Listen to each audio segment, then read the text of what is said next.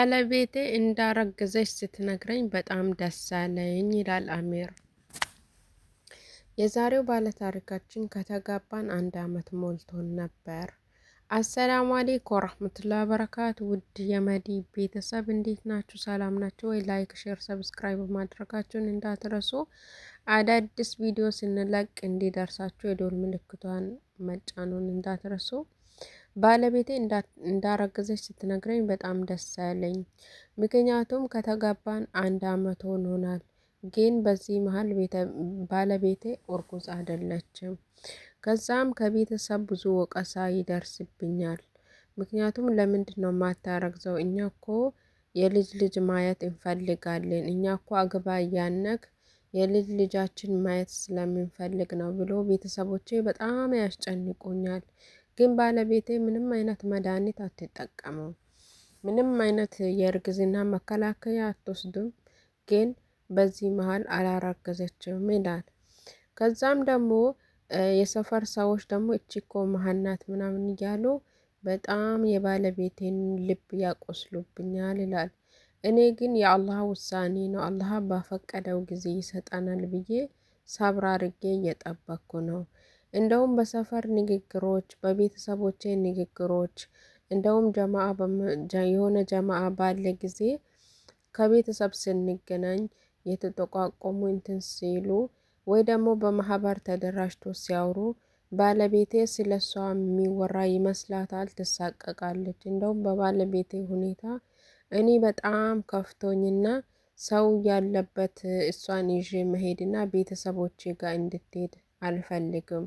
ምክንያቱም የእሷን ልብ ስለሚሰብሮት ይላል። ከዛም ከዚህ ከብዙ ቆይታ ጊዜ በኋላ ከ1 ዓመት በኋላ አላህ ፈቅዶ ጽንስ ተቀመጠ። በድንገት አሟት ሆስፒታል ሄዳ ቼክ ስታደርግ የ2 ወር እርጉዝ እንደሆነች ነገሯት። ከዛም ደግሞ መታ ስትነግረኝ በጣም ደስ አለኝና አልሐምዱሊላህ ብዬ ለአላህ ሱጁድ ወረድኩኝ ይላል። ከዛም ባለቤቴ ሀያት ከዛ በቃ አሁን ክትትል ማድረግ አለብሽ፣ ራስሽን መጠበቅ አለብሽ፣ ተመጣጣኝ ምግብ መመገብ አለብሽ ብያት እሺ በቃ አለችኝ። ከዛ እሺ በቃ በትክክል የሚንከባከብሽና የሚከታተልሽን ዶክተር ሴት ዶክተር እንትን አደርግልሻለሁ ሲለኝ ጓደኛዬ እኮ ዶክተር ናት፣ እዛ ሆስፒታል ነው የምሰራው። ስለዛ ደግሞ ያለ ሁሉንም ነገር እሷ ትከታተለኛለች፣ እሷ ቼክ ታደርግልኛለች ብላ ነገረችኝ። በቃ ጓደኛዋ በጣም የቅርቡ ጓደኛዋ ናት፣ ቤትም ትመጣለች፣ የረዥም ጊዜ ጓደኛ ማሞች ናቸው ትላለች። ከዛ ጓደኛዋ መከታተል ጀመረቻት። ከዛ መከታተል ስትጀምራት ጓደኛዋ ግን በእኛ ኖሮ እንደምትቀና ያስታውቅባታል። እንደምትቀና ደግሞ ባለቤቴም ታውቃለች፣ እኔም አውቃለሁኝ።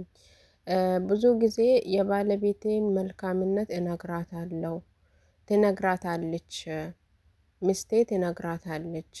ከዛም ደግሞ አንቺ እኮ እንደዚህ እንትን ባትሆኝ ማለት አንቺ መልካም ባል ሰጥቶሻል እያለች እንትን ትላቻለች።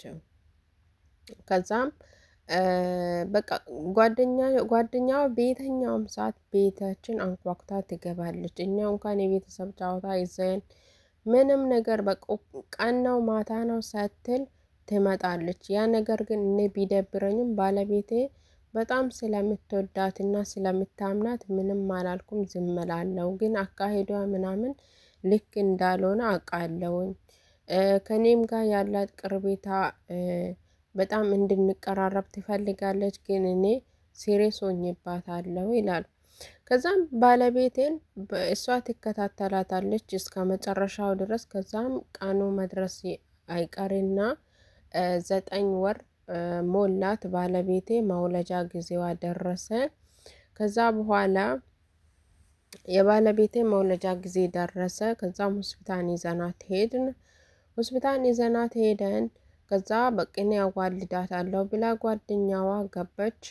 ከዛ በኋላ ባለቤቴን በቅኔ ውጭ ሆኜ ዱዓ እያደረግኩኝ ጠበቅኩኝ። ከዛም ደግሞ ልጁን አትርፈናል፣ ግን ባለቤቴን ማትረፍ አልቻልንም አሉኝ። ከዛም ባለቤቴን በማጣቴን በጣም ተከፋሁኝ። በጣም በቃ ከልቤ አዘንኩኝ። ያ ሀዘን ግን መቼም እንትን ሊለኝ አልቻለም። ከዛ በኋላ በቃ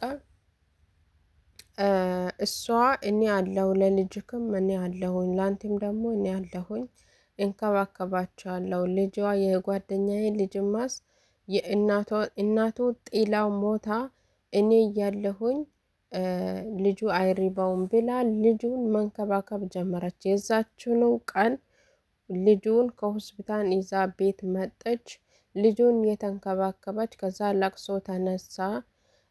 እኔ ሀዘን ላይ ነኝ። ምንም ነገር ማስታወል አልችልም። ግን እሷ ከመጠን በላይ እኔንም ትንከባከበኛለች፣ ልጄንም ደግሞ የሚፈልገውን ነገር ታደርጋለች፣ ቤት ታጸዳለች ምናምን። የባለቤቴ ለቅሶ ተነሳ፣ 40 ቀን ተነሳ። ከዛ በኋላ በቃ እዛው መኖር ጀመረች ቤት ውስጥ።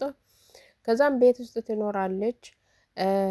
በቃ ሁሉም ነገር ልክ እንደ ቤት እመቤት ሁሉንም ቤቱን ተቆጣጠረችው። ልጄንም ሁሉ ነገር እንትን የምታደርግለት እሱ ነው። ከዛም ለእኔም ደግሞ በጣም እንክብካቤ ከሚገባ በላይ እንክብካቤ ታደርግልኛለች አለ። ከዛ በኋላ እሷ መቀራረብ እኔ ጋር ማውራት እኔ ጋር መቀራረብ ትፈልጋለች። ይሄ አካሄዷ ደግሞ ምንም እንትን አላለኝም። እኔ የሚስቴ ጓደኛ ስለሆነች እንጂ ከሷ ምንም እንትን ኖሮኝ አያውቅም፣ ሊኖረኝም አይችልም። በቃ እኔ ቀና ብዬ ራሱ በደንብ አላያትም አለ። ከዛም በኋላ መቀራረብ ፈለገች። አሁን እኮ እንደዚህ እንደዚህ እንትን ብለዋል፣ ላንቴም ምስት መሆን እችላለሁ፣ ለልጅህም ደግሞ እናት መሆን እችላለሁ። ለምንድነው አንተ ፊትህን እያኮሳተርከ እንትን የምትለው? ስለዛ ደግሞ ለምንድነው ፊትህ የምታኮሳትረው? እሷን ርሳትና ከዛ በኋላ ደግሞ እኔ የእሷን ቦታ እኔ ልውሰድ ብላ ስትጠይቀኝ፣ ምክንያቱም ልጄን ስለምትይዝልኝ ማስቀየም አልፈለኩም፣ ዝም አልኳት። ከዛም ዝም ብያት ሁኔታዋ ምንም አልገባም ምንም አልጤመም ስላለኝ ከዛ በኋላ ሆስፒታል የሆነ ቀን ሄጄ እንዲህ ሆስፒታል የሆነ ቀን ሄጄ ከዛ ሲጠይቅ እኛ ምንም የምናውቀው ነገር የለም አሉኝ። ባለቤቴ እንዴት በድንገት እንደዚህ ልትሆን ትችላለች? የወለደችው በአመልያ ነው፣ ማብራት አልሄደም። እንዴት እንደዚህ ልትሆን ትችላለች ብዬ ሆስፒታል ሲጠይቅ ምንም ነገር ሊያገኝ አልቻልኩም። ከዛ ደግሞ ምንም ነገር ሊያገኝ ስላልቻልኩኝ በቃ አካሄዷ ሁሉ ነገሩን እንዳቀደችበት እያሳየኝ መጣ። ባህሪዋ የባለቤቴን ልብስ መልበስ ጀመረች። በቃ ሁሉን ነገር ቤት ውስጥ የምትራመደው የምታደርገው እንቅስቃሴ ሁሉ በቃ እሷን እንዲጠረጥራት አደረገኝ። ታዲያ ከዕለታት አንድ ቀን እሷ ምንም ብትደብቅም አላህ ያጋለጻት። ከዕለታት አንድ ቀን እሷ ስልኳን አስቀምጣ ቁርስ ልስራ ብላ ክችን ገባች። ከዛ ደግሞ ስልኳ ላይ ሚሴጅ ይገባል። ስልኳ ላይ ሚሴጅ ሲገባ ከዛ በኋላ ምንድነው ብዬ ከላይ ሸርተት አድርጌ ሲያየው እንኳን ደስ አለሽ ማለት። ከዛ ያንን ጥያቄ ስታቀርብልኝ ምንም አይነት እኔ መብቴ ስለሌለኝ እሺ ብዬ ተቀብያት፣ ከዛም ደግሞ ተጋባን አለ። ከዛ ተጋባን። በጣም ደስተኛ ናት። የበቃ የእሷ የጓደኛዋን ስም በጭራሽ አታነሳም። የእሷን ስም ሲያነሳ ራሱ ፊቷን ታኮሳተራለች። ከዛም ደግሞ በቃ እንደዛ ስትሆን እኔ መጠራጠር ጀመርኩኝና ከዛ ከተጋባም በኋላ ከሳምንት በኋላ ነው መሰለኝ ከሳምንት በኋላ በቃ ከጠዋት ነበረ። ከዛ ክችን ቁርስ ልሰራ ገብታ ከዛም ስልኳ እንትን ብሎ ሚሴጅ ሲገባ ሚሴጁን ሸርታ ታሪክ ሲያየው እንኳን ደስ አለሽ፣ የምትፈልጊውን የምትወጂውን ሰው አገባሽ፣ ጓደኛሽን እሱን ለማግኘት ብለሽ የጓደኛሽን እንደዚህ ገለሻት፣ እንኳንም በባዶ አልቀራሽ፣ እንኳን ደስ አለሽ፣ ህልምሽ ስለተሳካልሽ ብሎ ኮሜንት እንትን ሚሴጅ ገባላት ማለት ነው። ከዛ የዛን ሰዓት በጣም ደነገጠና እኔ እሷን ነው ባለቤቴ ብዬ የተካኋት ሚስቴን የገደለችብኝ ብሎ በጣም አዘነ። በጣም አዘነ። ከዛ በኋላ ምንም ነገር እንትን አላሳያቱም። ከዛ ፊቱ ተቀይሯል። በጣም ተናዷል። ስሜቱን ተቆጣጠረና ወደ ፖሊስ ደወለ። የያዘውን መረጃ እንትን ስልኩ ላይ አስተላልፎ ፖሊስ ጋር ደወለ። ከዛ በኋላ ደግሞ እሷ መታ እድሜ ልክ እስር ተወሰነባት። ከዚህ ታሪክ ብዙ የምትማሩት ነገር አለ። በእናንተ የሚቆና ጓደኛ ካላችሁ በዚህን ጊዜ በጣም ከባድ ነው።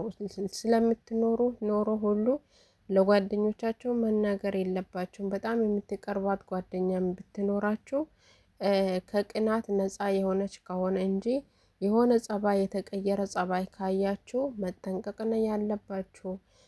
በተለይ ይሄ ታሪክ በዚህን ጊዜ በጣም በጣም አስፈላጊ ነው። ለብዙ ሰው እንዲደርስ ደግሞ ሼር፣ ላይክ፣ ሰብስክራይብ አድርጉ፣ ኮሜንት አድርጉ። ቪዲዮ ተደራሽነት እንዲኖረው ይረዳዋል። ሰብስክራይብ ላይክ ማድረጋችሁን አትርሱ። በሌላ ቪዲዮ እስከምንገናኝ ድረስ ሰላም ቆዩ።